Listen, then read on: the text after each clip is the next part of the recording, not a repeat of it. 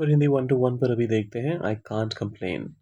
अब literal meaning तो इसका ये होता है कि मैं शिकायत नहीं कर सकता, लेकिन इसके पीछे एक बहुत माइन्यूट सा नुआंस छुपा हुआ है जो भी आपको समझना है।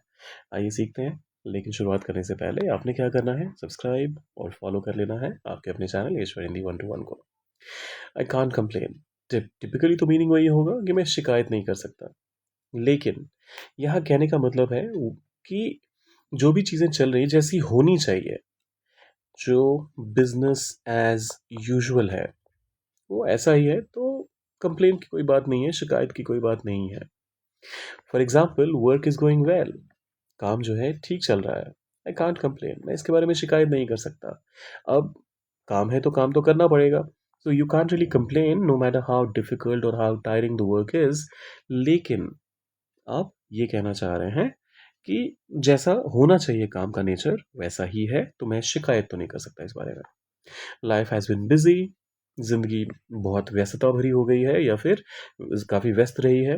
आई कांट कंप्लेन, जैसा लाइफ होता है, जैसी लाइफ होती है ये वैसा ही है काफ़ी हद तक, तो मैं शिकायत तो नहीं कर सकता।